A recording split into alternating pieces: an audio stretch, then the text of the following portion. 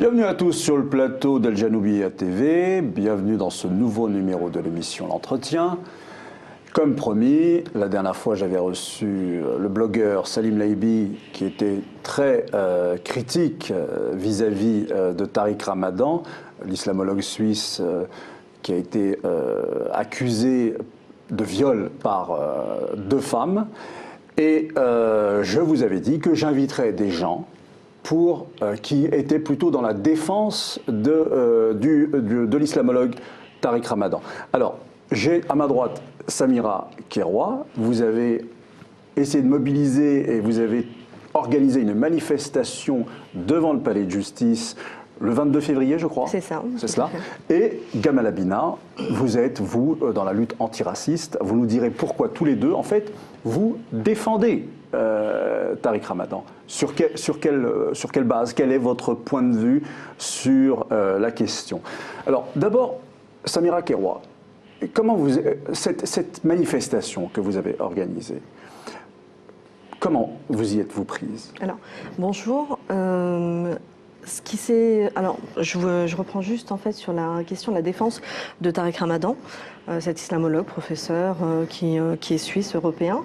Je ne suis pas là en fait dans la défense de cet homme particulièrement, mais la défense de la présomption d'innocence concernant l'affaire dont qu'il subit actuellement, et notamment les accusations qu'il subit. Ouais. Je vais expliquer un petit peu ce qui s'est passé. Alors moi, je suis consultante en développement personnel et j'ai une formation en fait en psychologie, et je me rends compte, donc je suis un peu comme tout le monde, on regarde un petit peu ce qui se passe. Et je me rends compte que depuis des mois, depuis notamment la plainte officielle des différentes plaignantes concernant Tariq Ramadan, depuis le 20 octobre, je vois en fait un acharnement médiatique se mettre en place progressivement, très intense dès le début. Ouais.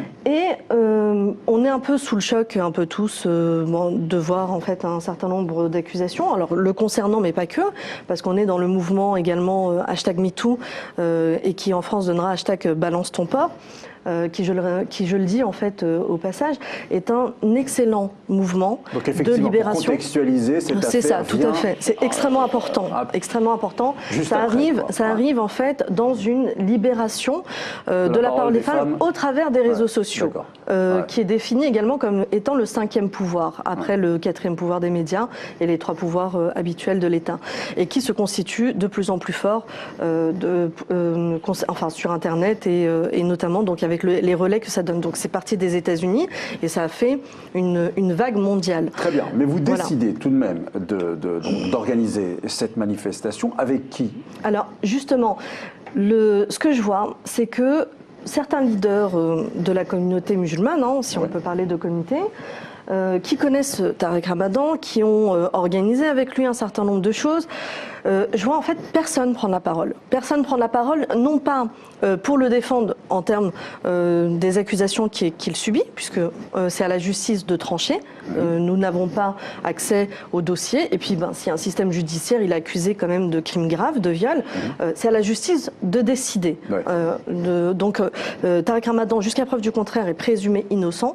Il bénéficie de la présomption d'innocence et les plaignantes sont présumées victimes. Et c'est très important dans ce contexte-là de rappeler que les femmes, depuis des siècles, et pas seulement maintenant, subissent justement des violences de type sexuel et d'autres, et elles sont réduites en fait au silence, que ce soit par de nombreux mécanismes. Et c'est important en fait de voir le côté positif en fait de cette libération, mais également ce qui est important, c'est que ça s'est libéré au travers des réseaux sociaux, mais il est très important que la justice fasse relais, parce que c'est à la justice de poser l'acte de jugement, de condamner ou non les personnes, parce que c'est elle qui a tous les éléments en compte. Concernant Tariq Ramadan, c'est elle seule d'ailleurs qui a les éléments. C'est ça, tout à fait. Parce que après, on peut avoir. Parce que si on commence à lire les réseaux sociaux tous les jours, si on écoute les médias tous les jours, je pense qu'ils vont au-delà de ce qu'est le dossier. Justement, la présomption d'innocence, en fait, est un droit pour tout le monde, en fait. On a tous droit. C'est un droit unanimement reconnu et universel. Et donc, on y a tous droit à quel que soit enfin, notre statut, si on est anonyme ou un professeur renommé au niveau international ou un grand producteur hollywoodien. On a tous droit, en fait, à la présomption d'innocence. Donc, c'est pour ça que vous avez organisé cette manifestation. Voilà. Et en fait, vu l'inaction concernant un traitement médiatique qui est vraiment qui dépasse le cadre de la présomption d'innocence, parce que on en parle dans des termes, c'est absolument pas nuancé en fait la manière dont on en parle. Samira Kerwa et Gamal, je me tourne aussi vers vous. Vous découvrez pas les médias. Vous ne découvrez pas que ce sont des entreprises privées qui sont en quête de buzz, qui sont en quête de scandale, et que c'est la seule chose qui intéresse les médias. Et ils ne sont même pas les seuls responsables, puisque de l'autre côté, il y a plein de gens qui les regardent et qui ne les regardent qu'en espérant qu'il y ait du scandale, qu'il y ait du buzz, qu'il y ait du clash. Donc, c'est pas nouveau. Ça ne concerne... Ce serait quand même... un peu faux de croire que c'est uniquement sur cette affaire-là que les médias ont ce comportement. Gamal. Alors, oui, effectivement, la question de la défense de Tariq Ramadan se pose dans des termes simples. Moi, si cette affaire m'intéressait, c'est pas parce que c'est Tariq Ramadan. Je suis pas particulièrement fan de ses thèses intégrationnistes, clairement. Je pense qu'il s'est un petit peu trompé, pour pas dire plus, quand il a vendu le musulman occidental. Je pense que dans un contexte extrêmement violent anti-islam généralisé dans le monde, mais en particulier en Occident, c'est compliqué de vendre ce genre de chimère. Mais au-delà de ça, effectivement, les médias s'ils faisaient juste de l'information telle qu'on la présente, ce serait ennuyeux. Il n'y a pas pire que l'information objective. Donc il faut du spectacle. Et aujourd'hui, on est dans le média spectacle, on est dans le mélange des genres. Bon. Le talk show, ces trucs-là. Donc effectivement, les médias n'ont pas été plus tendres avec le producteur hollywoodien, Weinstein. Les médias n'ont pas été plus tendres avec... Justement, la différence fondamentale. Nicolas Hulot a été obligé de se déplacer. On dirait qu'il allait pleurer sur le plateau. Donc, c'est pas... Oui, mais la différence fondamentale, c'est là où j'ai été interpellé. C'est pas le fait... Bon, il y a eu l'affaire, il y a tout un tas d'affaires qui sont succédées. Ménel, on est passé dans un truc de psychopathe avec Ménel. Vraiment, c'est un pugilat comme jamais sur une jeune fille de 19 ans qu'on accuse d'être complotiste quand on sait qu'avant on a eu Bigard, quand on sait qu'avant on a eu pas mal de personnes qui se sont interrogées légitimement. Elle n'a pas dit un truc particulièrement violent. Elle a dit l'État, effectivement, qui est en guerre, faut pas le perdre de vue, est aussi complice, est aussi coupable. Il y a une part de responsabilité qu'on ne peut pas mettre de côté. Mais au-delà de ça, le problème, c'est que sur l'affaire Ramadan, moi, j'ai vu une exposition il y a 3 jours de Kader Atia, qui se tient actuellement au Palais de Tokyo. Et j'ai vu ces fameuses images de propagande à l'époque de la colonisation, où on trouve quoi? L'arabe violeur, coupeur de tête, voleur, vendeur de femmes blanches. Toute cette idéologie de dire l'arabe est forcément fourbe, forcément dangereux, forcément sur le dossier Ramadan. Faites le parallèle alors. Je fais le Ramadan. C'est-à-dire que le traitement qu'a eu Ramadan, alors qu'aujourd'hui personne n'a d'éléments, et d'ailleurs moi je sais qu'une des plaignantes, je la connaissais personnellement, et personne ne s'interroge pour savoir qui est cette plaignante, d'où elle vient et pourquoi elle se comporte comme ça. Et si on creusait un peu le personnage, et j'en dirai plus tard, si on s'intéressait plus à Enda Ayari, j'attends un procès, s'il veut bien me le proposer, ça me fera plaisir, on saurait qu'effectivement, les propos qu'elle tient sont extrêmement douteux. Bon, l'autre plaignante, je ne la connais pas, donc je ne me prononce pas, c'est à la justice de faire le travail, mais en revanche, mon problème, il est là, c'est que Weinstein est accusé non pas de viol, il est accusé de profiter de la faiblesse de femme. Statut. Voilà. Donc la promotion au canapé qui faisait rire il y a 20 ans, elle ne fait plus rire aujourd'hui. Et c'est une réalité. Donc ces femmes n'ont pas été violées, elles étaient consentantes pour des raisons malheureusement qu'on connaît, de promotion dans leur carrière, enfin tout un tas de trucs un peu malsains qui est connu. En revanche, Ramadan, ils ont fait plus fort. Et c'est ça là où il y a le problème, c'est ce que je dis moi, l'arabe qui cache la forêt, on a tous les vices là. Il y a quand même un viol toutes les 7 minutes en France. Pas l'oublier.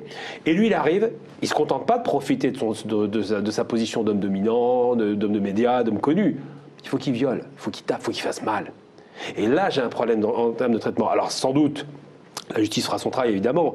Peut-être qu'il est coupable, peut-être qu'il ne l'est pas, mais je n'aime pas le traitement médiatique et c'est là-dessus qu'on attire l'attention. C'est-à-dire que les médias sont revenus sur un concept qui consiste à dire qu'il n'est pas mis en examen, donc on vérifie ce qui s'est passé. Il est inculpé, le vieux terme juridique qu'on utilisait pour dire que la personne, finalement, elle est un peu coupable. Et là, il y a une question qui se pose en termes juridiques, en termes de traitement. D'accord. Donc, Oui, pardon. Oui, alors je voudrais rajouter par rapport à ça, ce qui a amené, donc j'ai fait les mêmes constats en fait, notamment parce que bon, j'analyse beaucoup de choses aussi. J'étais très engagée aussi il y a quelques années quand j'étais à la fac, par rapport à ces questions en fait liées au racisme, aux attitudes discriminatoires et la discrimination également institutionnalisée et autres, et notamment également la part de la responsabilité médiatique. Les médias sont dans, pas tous, parce que certains justement nous on a donné parole aux deux. Voilà. Et puis Mediapart qui a essayé également d'avoir une attitude assez objective et juste. On a vu comment on a lynché Edoui Plenel, figurant un peu comme le traître, le collabo, un peu le collaborateur de Tariq Ramadan, parce que simplement il a eu à un moment donné, il s'est retrouvé dans une conférence en même temps que lui ou par des échanges intellectuels et autres, et on accuse une des seules personnes en fait qui fait partie des médias, qui fait partie du même monde en fait finalement que ceux que je dénonce ici dans les abus de leur fonction en termes d'éthique et de déontologie journalistique. Finalement, le seul qui essaye d'adopter un petit peu une attitude objective, on le lynche publiquement et on en fait un paria. Je provoque un peu. Oui. Mais en quoi ça nous regarde? Alors justement, qu'ils se lynchent entre eux. Ils s'amusaient bien entre eux. Ce qui m'intéresse, c'est de savoir, par exemple, pourquoi, et vous le disiez, Samira Kiroua, à l'instant, pourquoi les responsables de la communauté musulmane n'étaient pas là? Mais justement, c'est plus intéressant. C'est la question. Étaient-ils là lorsque vous avez organisé cette manifestation? Alors non, absolument pas. J'ai eu aucun relais. Étaient-ils au courant? Les avez-vous ça a mis été très largement diffusé. En fait, ce qui s'est passé, c'est que j'ai fait un premier appel en fait le samedi avant le jeudi 22 février. J'ai lancé un appel même pas en fait pour dire j'organise un mouvement ou quoi que ce soit. J'ai dit appel à mobilisation, ça suffit. On dit stop parce que Tariq Ramadan venait d'être hospitalisé. Stop, en fait, à cet acharnement et à cet abus de la présomption d'innocence dans les médias. Dans les médias, mais également avec le traitement judiciaire qui a été apporté. Notamment, pourquoi ne bénéficie-t-il pas des soins requis liés en fait aux pathologies qui ont été diffusées dans la presse? Vous pensez qu'il n'est pas soigné? Alors, vous pensez qu'il peut être malade et qu'on ne le soigne pas? Ça fait 15 jours. En 15 jours, il vient d'être hospitalisé 2 fois. Il est arrivé la dernière fois justement à son audience en ambulance. Donc à partir de là, on a un homme qui est présumé innocent, d'accord, qui s'est présenté volontairement lors de la convocation liée au dossier d'instruction et qui a été mis en garde à vue immédiatement et qui a été mis immédiatement encore prolongé avec une mise en détention provisoire. Cette mise en détention provisoire... Vous pensez, je vais très loin, vous pensez que c'est arbitraire? Alors, je vais nuancer le propos. Il y a 2 éléments. Le premier, c'est le mouvement, la détention provisoire dans son ensemble, d'accord. Et c'est le positionnement que j'ai actuellement et qu'avec Gamal on partage. Donc ça veut dire, quand vous dites ça, ça veut dire qu'il y a plusieurs positionnements en fait. Là où il y en a un que vous partagez tout. Alors, c'est pas on a la même position sur ces questions. Il y a 2 questions justement, je vais revenir là-dessus. 2 questions qui sont abordées juste pour compléter, parce que nous on a un problème avec quoi? Bon, le traitement médiatique c'est une chose, mais les médias. Je vais vous dire une chose, comme ça, c'est peut-être ça la question. L'impression que les défenseurs de Tariq Ramadan, en fait, ne s'entendent pas. C'est l'impression que j'ai. Parce que le dossier Parce que je cherchais, je vais vous dire, après avoir reçu donc, le blogueur Salim Laibi, qui était un détracteur, affirmé, je ne vais pas trahir sa pensée, la vidéo existe encore. J'ai essayé, moi, de contacter plusieurs défenseurs, présentés ainsi en tout cas. Et j'avoue, j'ai pas eu beaucoup de. Parce que le doute ne profite pas à la victime. Enfin, l'accusé ou la victime. Aujourd'hui, les victimes sont des victimes et c'est acté, c'est-à-dire qu'il n'y a même pas ce conditionnel dans les médias, c'est des victimes. Et de l'autre côté, l'accusé est accusé. Donc, comme je disais tout à l'heure, à l'époque, on utilisait le terme d'inculpation. Aujourd'hui, c'est quasiment un inculpé. Il faut être clair, on reprend ce terme, c'est plus la mise en examen. On voit bien en fait la lecture, on en parle un peu comme d'un violeur. Oui, absolument. Il n'y a aucune nuance en fait. Pardon, mais je reviens à ma question. Est-ce que quand vous dites que les responsables n'étaient pas là, Parce qu'ils ont peur, simplement. Oui, mais peur de quoi? Est-ce que ça veut dire qu'en fait, ils ont déjà enterré le personnage? Le truc, il y en a que... certains, oui. Voilà. Il y en a certains, oui. Je ne vais pas non plus, je vais pas le dire à l'avance, mais ce qui se passe, c'est qu'effectivement... Il y a eu des déclarations. Voilà, l'UIF, machin. Le sentiment, c'est qu'il y a une peur parce qu'on se dit, c'est peut-être vrai, et si c'est vrai, c'est grave. Et c'est vrai que c'est grave, une accusation comme celle-là. Et l'autre côté, nous, notre positionnement, il est simple. C'est qu'il y a deux choses. D'abord, traitement médiatique, il va falloir revenir un petit peu à l'équilibre. C'est-à-dire que le média doit être dans le conditionnel. Il ne doit pas dire, il a fait, c'est pas possible. Deuxième chose, le traitement judiciaire. Et là, c'est pour ça qu'on utilise ce dossier, entre guillemets, l'utilisation du dossier Ramadan, parce que comme c'est une personnalité extrêmement connue, controversée ou pas, mais connue nationalement et internationalement, on se dit, le traitement qu'il subit est un traitement qui n'est pas anodin. Il ne le subit pas lui particulièrement, ça c'est pas vrai. Malheureusement, cette détention administrative, elle arrive des centaines de milliers de fois. Et je compare toujours des traitements où il y a une inégalité de traitement. Je prends l'exemple de l'affaire Cahuzac, le type, on parlait de double discours. Ouais. Il a menti, ministre du budget, chargé d'empêcher l'évasion fiscale ou la fraude, et il est le premier fraudeur. C'est quand même extraordinaire comme double discours. Personne n'a trouvé que c'est un double discours. Il prend 3 ans de prison ferme. Ouais. Il a pris, donc c'était acté. Condamné. Condamnation ferme de 3 ans. Donc même quand on fait un aménagement de peine ou des réductions de peine, on n'arrive pas à descendre en dessous de 2 ans. Hein. Dans son cas de figure, il est toujours dehors. Il y a eu 6 condamnations d'hommes politiques fermes en prison, dont un qui a fui.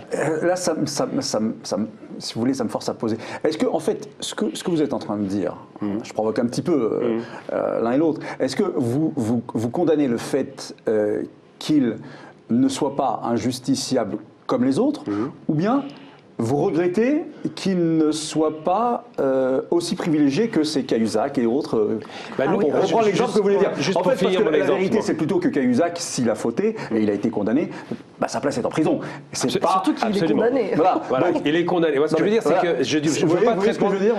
Pas de traitement de faveur. Juste pour finir mon propos, Cahuzac, condamné, il est toujours dehors, et en plus, il ose nous dire, ce qui est quand même magnifique, c'est pas mal de la part de ce monsieur, j'ai peur de la prison, j'ai pas envie d'y aller. C'est vrai que nous, les Arabes, on adore la prison et qu'on a envie d'y aller. C'est connu, on est coutumier du fait. Et il se trouve que lui, condamné, n'est pas en prison, alors que Ramadan, non condamné, il faut le rappeler, lui, Ramadan et d'autres, parce que finalement, il est mis en examen, mais beaucoup de personnes subissent ça. Au lieu qu'on lui propose un dispositif qui existe, qui est facile à gérer, le bracelet électronique, c'est réglé, il est chez lui. Contrôle judiciaire. Contrôle judiciaire, c'est facile. Surtout une personnalité comme lui, il ne va pas partir en douce en Suisse, à la frontière, je dirais, il fait 3 pas dans la rue, on sait qui il est. Alors pourquoi, selon vous, est-il maintenu ? Le problème, c'est qu'effectivement, il y a une grosse pression qui s'exerce, et c'est là où j'en veux, moi, personnellement, au soutien de Tariq Ramadan, c'est qu'ils sont en train de remettre en question la justice. Ils sont en train de dire, il y a une injustice alors qu'elle n'est pas encore actée. C'est vrai que le problème de la détention administrative est un problème, sauf qu'on a un autre cas qui est quand même extraordinaire et symptomatique, le bergeur de Daesh, j'ai plus son nom. Jawed. Lui, il a pris 2 ans de prison. Oui. On l'a relaxé. En détention provisoire, donc en attente du procès. Voilà. Et, au bout de 2 ans, relaxé. On lui rembourse pas ses 2 ans. Alors évidemment, c'est pas une lumière, mais dans tous les cas de figure, il a quand même pris 2 ans de prison. Donc ce qu'on nous met en évidence, c'est qu'il y a beaucoup de personnes qui subissent ce genre de traitement. 14 millions dans le monde. 14 millions de personnes dans le monde subissent la détention provisoire et sont relâchées et n'ont jamais été condamnées. Alors, vous allez au-delà de l'affaire Ramadan. Absolument. En fait, lui, c'est un porte-voix, finalement. Pas un porte-voix. Ça met en lumière, ça cristallise ça. Si je puis dire, de ce dossier-là. Et actuellement, en fait, on a 3,3 millions de personnes là qui sont en prison, en détention provisoire, qui sont en attente de procès. Et souvent, en fait, les détentions dépassent les 6 mois et ça dépasse en fait les 660 millions de jours pour ces personnes-là. Alors vous avez souri, Samira Keroua, quand j'ai posé la question, l'impression que j'avais, à savoir que ces soutiens étaient assez divisés. Quelles sont les différences ? Alors pour ma part, pour avoir bien regardé ce qui se passe un petit peu sur les réseaux sociaux, justement, donc je vous dis, j'ai lancé l'appel et puis après j'ai dit que je me présenterais moi le jeudi 22 février à 18h étant ni représentante associative ni donc je me représentais moi-même et j'ai été suivie par plus de 80 personnes qui sont venues également pour les mêmes raisons, pour défendre encore une fois non pas Tariq Ramadan pour sa personne et pour ce qu'il représente, mais pour la présomption d'innocence pour tous. Voilà. En fait, ce que j'ai pu observer en fait au niveau des réseaux sociaux, il y a eu en fait une forme de sidération d'une grande partie de musulmans et de personnes qui connaissaient, donc qui ont été dans les conférences de Tariq Ramadan et autres, une forme de sidération le 20 octobre après les plaintes, se demandant est-ce que oui ou non il l'a commis. ces actes. Parce que c'est quand même très important de savoir à la fin. Parce que nous, on est dans la recherche de la vérité aussi. Donc on attend de la justice qu'elle fasse son travail objectivement, avec une enquête qui n'est pas disproportionnelle en faveur des plaignantes, plus qu'en faveur de l'accusé, d'accord, mais qu'elle soit menée objectivement et qu'on étudie toutes les pièces. Il y a eu un certain nombre de choses qui ont déréglé un petit peu dans cette procédure judiciaire, une pièce qui a disparu, qui a apparu c'est ce qui a été dit, maintenant on n'est pas sûr. Oui, voilà. Non, mais bon, après, ça a été quand même rapporté, parce que je suis également en contact avec la famille. Ça, c'est des choses qui ont été rapportées directement du comité le plus proche, en fait, de Tariq Ramadan. Quelles sont les différences alors entre les soutiens? Que soutiennent les autres? J'ai compris ce que vous soutenez. Il y en a qui en parlent directement comme d'un violeur, c'est-à-dire qu'en fait, qui n'arrêtent pas, certainement, probablement des gens qui ne l'aimaient pas particulièrement déjà avant. Ça, c'est pas des soutiens. Ou bien, oui, voilà. Ça, c'est pas des soutiens. Voilà. Et parmi les soutiens, il y a ceux qui d'un côté sont pareils, un peu dans le même positionnement, la présomption d'innocence, en attente de la justice et du traitement. Donc, je disais tout à l'heure, il est malade, il a 2 maladies neurologiques quand même très graves, avec un traitement très lourd qu'il avait déjà à son entrée. On nous dit qu'il reçoit les soins nécessaires, sauf qu'il est arrivé à sa convocation, il est arrivé plus ou moins relativement en bonne forme, c'est-à-dire il marchait sur ses 2 jambes et tout ça. Et après quelques jours de détention, il y a eu une alerte en fait, voilà, pour l'alerte de sa famille, qui n'est au courant des faits qu'au travers des contacts que l'avocat a directement avec Tariq Ramadan, parce que la famille jusqu'à maintenant n'a pas été autorisée à voir Tariq Ramadan. Donc interdiction de voir sa famille, interdiction de recevoir son courrier, mis en isolement dans un quartier. Alors certains disent quartier haute sécurité, d'autres un quartier. Non, c'est pas un quartier de sécurité. Voilà, un quartier. En tout cas, ceux qui sont utilisés. C'est différent. Oui, mais c'est un traitement qui est classique dans les personnalités. Bon, en tout cas, ils l'ont isolé, voilà, au même titre que Joe Star et d'autres, voilà, qui ont déjà été mis là-bas. Ils disent pour sa sécurité et en même temps, pour le préserver et tout ça. Sauf que pourquoi en fait toutes ces interdictions les unes derrière les autres, et le traitement, encore une fois, je vous dis, médiatique qui le charge complètement, et de l'autre côté, on a peur également que les juges sont des individus comme vous et moi, les magistrats, c'est des êtres humains. À force de regarder, d'entendre tout ce qui se dit, ils peuvent à un moment donné éventuellement être influencés. Tout de même, on a beaucoup d'exemples de juges qui ne laissent pas du tout influencer justement. Mais ça c'est des choses que je reprends d'analyse qui sont faites par des experts en justice, des avocats, qui disent également que les magistrats sont également... ça c'est des données... Mais il y a une chose qu'il faut rappeler justement par rapport à ça. Alors la dégradation de sa santé, elle est logique. Il faut savoir ce qu'est une sclérose en plaques. C'est une maladie dégénérative qui touche les tissus nerveux. Et l'accélération de sa dégradation, de la dégradation de sa santé, n'est pas seulement liée au fait qu'il n'ait peut-être pas le traitement adapté, ça on n'en a aucune idée. Il y a une certitude, le stress... ne reçoit pas complètement ça, on le sait. C'est possible, mais ce qui est sûr, c'est que le stress accélère la dégradation de sa santé. Certainement. Alors le stress et la fatigue, et voilà. Il est évident que quand on se retrouve dans cette situation...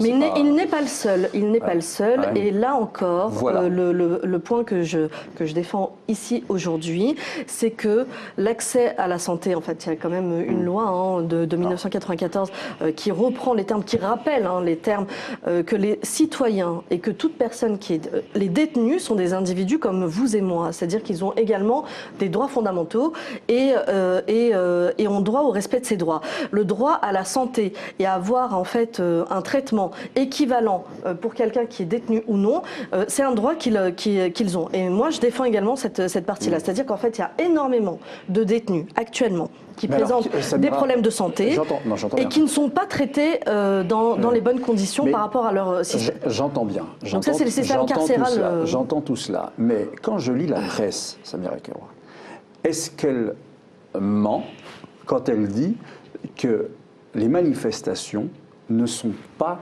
suivies? Ah non, c'est clair. Alors comment vous m'expliquez ça? Moi, c'était un rassemblement spontané. Oui, donc à 3 jours. Voilà. Après, quand ça commence à s'organiser, il n'y a pas de chiffres. Pourquoi? Parce que les gens sont gênés. Je veux dire, si on dit... Alors pourquoi ils sont gênés? Parce que juste à la frontière, je vais faire exprès de taper très fort. S'il avait été violent d'enfant, non seulement il n'y aurait personne, mais tout le monde l'insulterait. Là, le doute est permis, puisque c'est des femmes qui l'accusent. On sait que c'est un séducteur. De fait, je veux dire, il est séducteur à la mesure où il séduisait les gens en général. Et c'est vrai qu'à chaque conférence, il amenait 2000 personnes, et là, on n'arrive pas à mobiliser 100 personnes. Ça veut dire que que vraiment il y a un vrai traumatisme de ce qu'on appelle la communauté musulmane, en gros les Maghrébins, et que ce traumatisme, il n'est pas réglé parce que il y a tout un tas de... Et c'est pour ça que je fais attention aux fake news, les fameuses fake news. On entend tout et n'importe quoi. Ouais. On avait entendu, par exemple, sur l'histoire de son expertise médicale, que c'était pour son histoire de maladie de santé, de maladie dégénérative. Pas du tout. Hein. C'est l'expertise classique qu'on fait pour vérifier si, sur un plan psychiatrique, c'est quelqu'un de normal ou pas. D'accord. Donc, oui, qui ne risque pas non plus le suicide ou quoi que ce soit. Non, pas seulement, non, pour vérifier si effectivement il pouvait être à l'origine des faits. Également. C'est ce qu'on fait, c'est un traitement habituel. Ça, j'ai demandé à une avocate spécialiste, elle m'a confirmé qu'elle n'a pas compris qu'on entend des trucs pareils. Alors, le problème, c'est que le net, c'est vraiment... Mais il y a eu 4 expertises médicales. Oui, même je parle vraiment de l'expertise qui a été conduite par le juge. C'est le truc qui est demandé. Et donc, ça, c'est un truc classique. Tout le monde dit tout et n'importe quoi. Ensuite, il y a un autre problème qui se pose dans ce dossier, c'est qu'effectivement, le personnage est sulfureux. On a dit beaucoup de choses de lui. Alors, sulfureux, je parle en termes médiatiques et politiques. Ouais, ouais. Donc, tout le monde ne se précipite pas pour aller aux cheveux du mort, hein, ce qui est logique. Et surtout, ce qui pose problème dans l'histoire nous concernant, c'est que malheureusement, il y a des gens qui font carrière sur ce créneau, sur le créneau de la communauté représentée. Donc, quand on fait carrière, on ne va pas se mouiller pour quelqu'un qui semble cramer, alors qu'on voudrait percer. Donc, c'est vrai que beaucoup de personnes qui ne se mobilisent pas aujourd'hui ou qui le font qu'à demi-teinte, d'ailleurs, la mobilisation, elle a commencé quand ? Il faut être très clair. Enfin, les mobilisations, je précise. La mobilisation des personnalités, elle s'est faite à quel moment ? Quand on a entendu parler de sa maladie. On se dit, ah là, quand même, c'est un peu chaud. On se dit, ça va être compliqué. S'il meurt en prison, on n'aura rien dit. Donc là, il se sentait plus obligé. Voilà. Et le risque aujourd'hui, moi, le risque, un vrai risque, hein, je parle de risque sérieux, et j'espère qu'on aura un procès. Comme je vous disais, je connais Enda, je sais qu'elle ment, et je le dis clairement, c'est une menteuse, mais une vraie menteuse. Je sais ce qui s'est passé. Alors vous êtes responsable de... Oui, non, mais il n'y a pas de problème, je maintiens. C'est pour ça que j'attends qu'une chose, c'est qu'elle vienne me parler. Elle m'a fait le même coup il y a 3 ans. C'est un personnage qui a des problèmes psychologiques profonds, et je sais exactement ce qu'elle m'a dit concernant le dossier Ramadan. Mais ce qu'elle ne dit pas, c'est ce qu'il y a eu avant. Pas avec Ramadan. Qui elle fréquentait, pourquoi elle agit comme ça. Alors ça, on met ça de côté.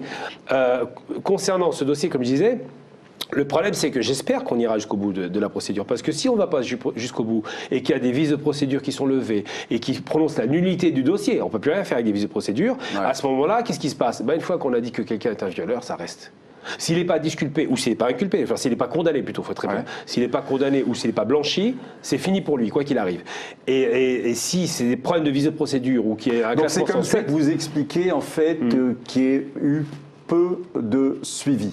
Bah oui, c'est difficile quand même. On ne veut pas mourir, si je puis aller aussi loin, avec quelqu'un qui semble être en train de... voilà. Alors moi, c'est une partie d'explication. C'est ça, oui. Moi, je sais pas, vous avez l'affaire Outreau. Moi, j'aime bien parler des affaires qui se comparent. Outreau, on a dit, les enfants ne peuvent pas mentir. Voilà. Donc, les accusés sont des pourris. Des violeurs, des ceci, enfin ce qu'il y a de pire. La France entière était contre ces pourris. Parce que les enfants ne peuvent pas mentir. Après, il s'est avéré qu'ils ont été mis en prison, condamnés. Certains ont perdu leur famille. Certains se sont suicidés. C'est des drames monumentaux qui ont eu lieu. Et on s'est aperçu que c'est la mère qui manipulait les enfants. Mais là, il n'y a pas d'enfants. Oui, mais c'est pour ça, de dire que la victime est forcément victime, il faut faire attention à ce qu'on dit. Et là, c'est pire. C'est que sur le dossier Ramadan, l'homme est un prédateur par nature. C'est l'idée de l'idéologie de certaines personnes. Donc, s'il a la possibilité de profiter des femmes, il le fera. Et chez Ramadan, comme il est arabe en plus, il peut les violer en plus. Donc, et là, il y a du racisme alors dans ce... Je pense qu'il n'y a pas, c'est-à-dire que cette idéologie qui est ancienne, c'est pas d'aujourd'hui l'arabe violeur. Hein. Les 3 V, le voleur, violeur, voileur, il a les 3. Violeur, effectivement, il aurait violé des filles. Voileur, je te viole parce que tu ne te voiles pas, c'est ce qui a été dit par une des plaignantes. Et voleur, en plus, il paie les avocats super cher, il n'a pas d'argent, soi-disant. Alors on a eu le 3V. Eh bien moi je dis qu'effectivement, à ce moment-là, on a un personnage qui est, et là je vais utiliser un barbarisme, racisé, réduit à l'état de sa race arabe, pour faire simple, et que parce qu'il est arabe, il mérite quand même d'en prendre plein la figure. Et quand je compare à Kéhusa qui est condamné mais qui est dehors, et Ramadan qui n'est pas encore condamné mais qui est en prison, je me dis il y a un problème. Et je vais faire très simple, très court, pragmatique. Moi, je me dis, en tant que Français, on paye des impôts, il y a une surpopulation carcérale dans les prisons, et on est en train de payer, loger, nourrir, blanchir, entre guillemets, je fais exprès de caricaturer, des gens, Tariq Ramadan évidemment, mais des centaines, voire des milliers de personnes, en préventive, alors qu'ils pourraient être chez eux, se nourrir tout seuls dans leur coin et tout, avec un bracelet électronique. C'est-à-dire que ça coûte de l'argent, et en plus, ça coûte à la personne si elle est blanchie, parce qu'on ne va pas lui rembourser ses années ou ses mois de prison. Tout simplement. Donc je pense qu'il faut revoir la question de la préventive en profondeur. Et c'est là-dessus qu'on s'inscrit. Voilà. Et la présomption d'innocence, c'est quand même un des droits fondamentaux qui est le plus violé tollé dans le monde concernant la question de la détention et justement par la détention provisoire qui est utilisée de manière abusive. D'accord. Et ça, c'est vraiment aussi ce sur quoi on a envie d'alerter. C'est il y a d'autres moyens de mettre en place l'enquête d'investigation judiciaire pour préserver l'action indépendante de la justice et dans son aspect objectif. Avec les moyens qui coûtent beaucoup moins cher également même aux contribuables, qui sont, comme tu l'as rappelé, bracelets électroniques, contrôle judiciaire et autres. On a des moyens qui peuvent être utilisés, qui ne vont pas impacter autant les personnes en détention provisoire, d'autant que, comme je vous le dis, cette présomption d'innocence est souvent pas respectée et que les personnes sont beaucoup pas condamnées derrière. Ça veut dire qu'en fait, on détruit leur vie et à un moment donné, on leur dit bon, récupérez tout, désolé, en fait, vous n'êtes pas condamné. Voilà. Le pauvre Dils, il a été mis en prison. On a considéré que c'était un assassin, Francis Dils. Finalement, il est relaxé, parce qu'on s'est rendu compte que le vrai tueur, Francis Holm, si je ne me trompe pas, était dans le secteur. Il est relaxé, et ça a coûté, là encore, j'ai envie de dire, mais moi je suis un pragmatique, ça coûte de l'argent, il a fallu le payer. C'est normal, mais il a fallu payer parce qu'il a pris des années de prison gratuitement. Parce qu'il y a une erreur judiciaire. Et le problème de l'erreur judiciaire, c'est que, on peut comprendre l'erreur, ça arrive, il n'y a pas de problème. Oui. Mais on ne peut pas accepter que quelqu'un soit en prison, parce que la détention administrative, c'est une prison, pour être très, très clair.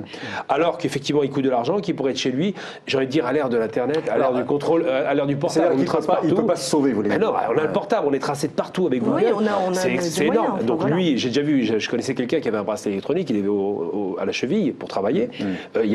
C'est impossible d'échapper au contrôle.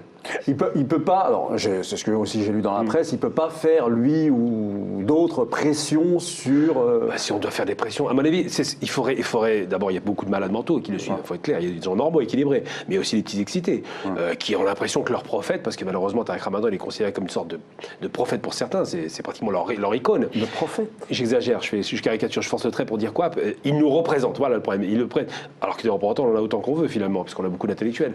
Mais ils disent quoi? Ils disent, elles ont attaqué, c'est des femmes, le machisme, tout un tas de mélanges comme ça malsains, donc ils attaquent. C'est pas Ramadan qui veut les attaquer, il n'est pas malade, il est poursuivi. La dernière chose qu'il ferait, il n'est pas bête au point d'aller attaquer ses filles ou de pousser les gens à le faire. Et même en prison, de toute façon, si les gens veulent agresser ses filles, il n'a aucun poids. C'est pour ça que c'est ridicule d'utiliser cet argument. L'autre argument utilisé pour poursuivre, c'est l'histoire, il va se balader avec son passeport égyptien, parce que maintenant, il paraît que le passeport égyptien, ça laisse passer partout dans le monde. Je n'étais pas au courant, il y a 80 millions d'Égyptiens qui ne peuvent pas sortir. En plus, il paraît qu'il n'en a pas. Donc. Sans visa, ils peuvent sortir maintenant, apparemment. Ça, c'est une chose. Passeport suisse, il reste barré en Suisse, mais c'est du n'importe quoi. Il fait 3 mètres dans la rue, il se fait coller.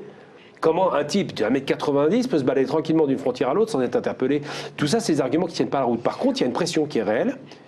Alors, le dernier argument développé, c'est de dire qu'il pourrait recommencer. Alors là, c'est le tueur en série. C'est encore pire parce que implicitement, ça voudrait dire qu'il l'a fait. Ça voudrait dire, c'est quand même un des arguments avancés par le juge, ça voudrait dire qu'il a déjà commis ces viols. Donc si le juge est déjà dans une perspective de se dire... Est-ce que c'est vraiment le juge qui l'a dit? Je ne sais pas si c'est le juge qui l'a dit, mais ce qui est sûr, c'est ce que la presse relaie. C'est ce que la presse relaie en disant que c'est le juge qui l'a dit. On entend toutes sortes de choses. Après, pour reprendre quand même aussi un point, la présomption d'innocence, parce que certains disent non mais de toute manière j'ai le droit de dire ce que je veux, etc. Donc sur les réseaux sociaux ou autres.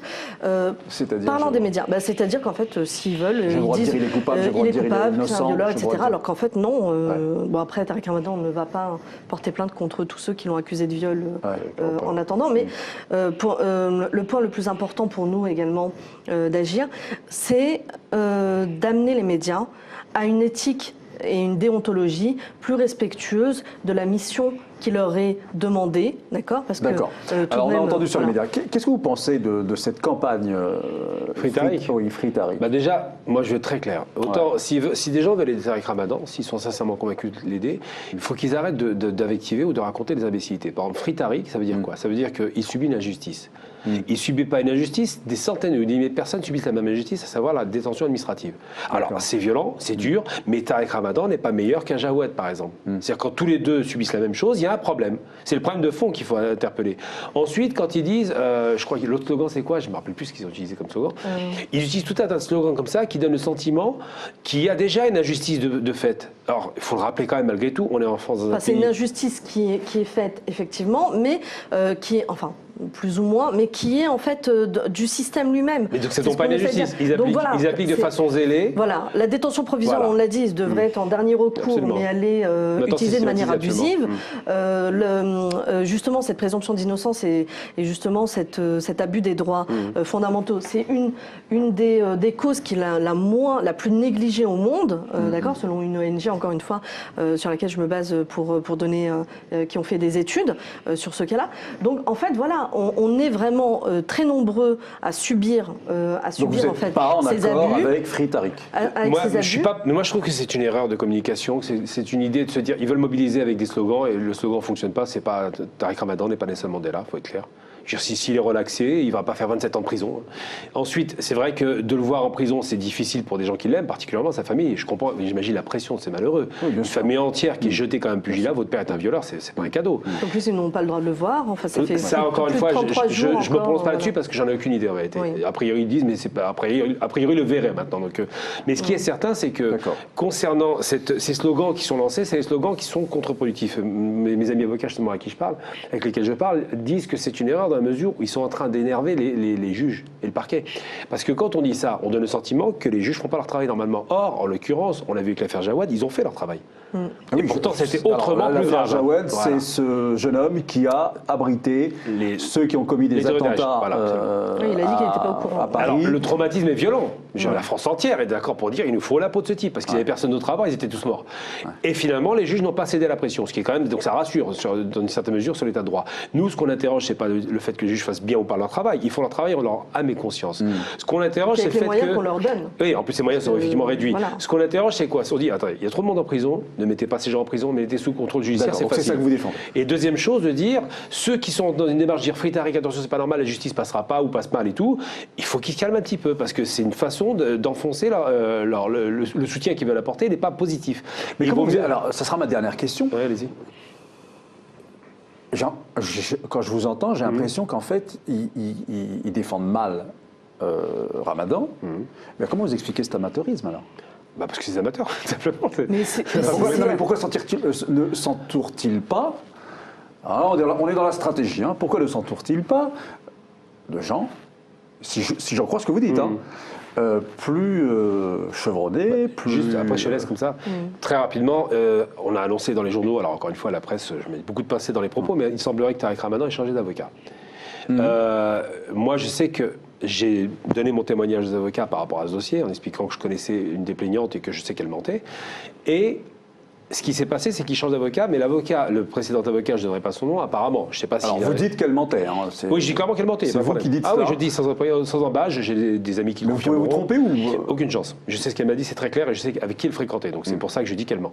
Je ne le dirais pas si j'avais des doutes. Alors, la deuxième plaignante, j'en ai aucune idée, c'est possible, tout est possible, tout est ouvert. La première, elle ment, c'est clair. Et on sera. Donc vous serez entendu? J'ai fait mon témoignage, j'ai fait un témoignage écrit, j'ai fait ma déposition entre guillemets auprès de l'avocat. J'espère qu'ils vont la retenir. J'ai des éléments, j'explique qui elle était, d'où elle vient, pourquoi elle fait ça. Tout est expliqué, c'est parfaitement réfléchi.